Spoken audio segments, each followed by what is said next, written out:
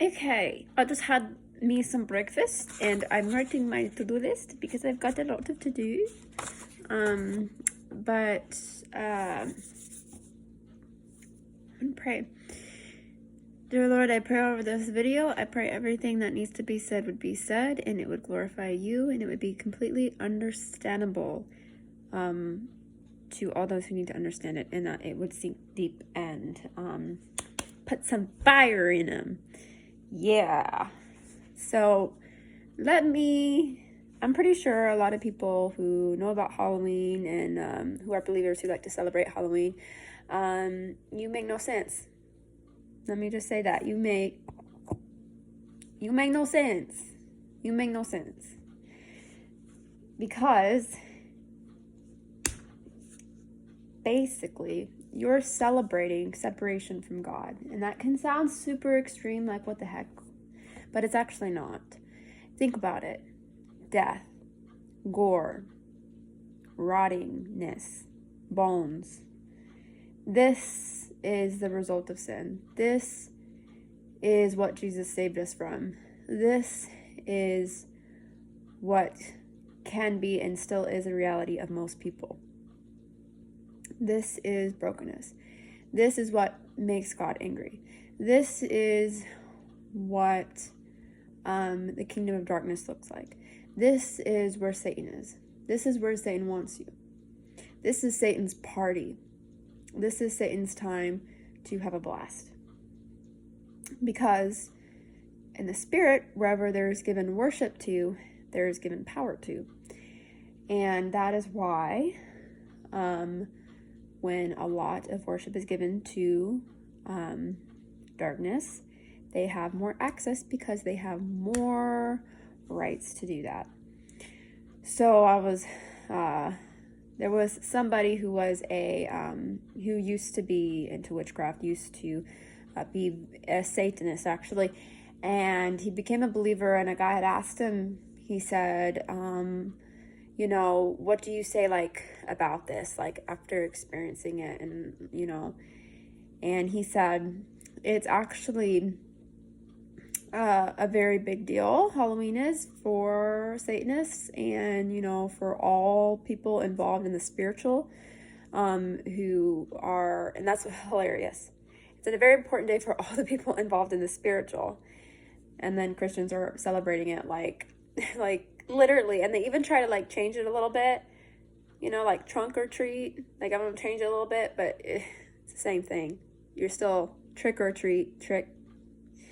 And really, are we really? I mean, people are getting tricked, but is it a trick? Honestly, it's pretty in your face. It's death. It's death. But he was saying on Halloween night that, like I was saying, the spiritual. I mean, come on. Do we not consider ourselves spiritual, for goodness sakes? So if it's a big deal anyways. So he said it was specifically within the hours of 11 p.m. at night to 12 a.m. The very last hour of Halloween is where there is I guess the biggest openest portal for demonic activity and for things to go down. And what happens as a result from this is that it puts a lot of people into bondage wherever they were that night, whatever they were doing, not covered in the blood, when the angel came down, to kill the firstborn during the plagues in Egypt. The Israelites had to put blood on their doorposts. And I think it was also at midnight to basically say that, this place is protected and the angel would pass over. And that was symbolizing the blood of Jesus. So if you're not covered in the blood of Jesus, the enemy can do whatever he wants to you. And what he wants to do is to torment you. So you can be opening yourself to some lots of different torment. And it can be from that night forward, you can be dealing with things that you wouldn't have dealt with if you didn't participate in this or that, So, and you just wouldn't even realize it. And it can be hiding, you don't even know what is trying to get at you, basically. And there's nothing to fear. Fear in of itself is a big thing that people get from Halloween. a spirit of fear, and that in and of itself is not good. So you never want to be afraid of Halloween. That in and of itself is a door to the enemy. So don't be afraid. Just don't be stupid and don't celebrate. That's like, man, there is if you go into the Old Testament and you read about Moses and Aaron, his brother, and his sister Miriam actually started getting mad at Moses and was, I think there was like a prejudice or something about his wife, Moses's wife, because Moses's wife wasn't Hebrew, and I don't know. I need to go back over and read that. But basically, Aaron and Miriam, the people were questioning Moses's authority, Moses's place, and so was Aaron and Miriam. They were questioning Moses's place, and his authority that God had given him, and God was not happy about that. And literally, he struck both of them, or Miriam, I know for a fact it was Miriam, with leprosy. And she had to be confined for 7 days.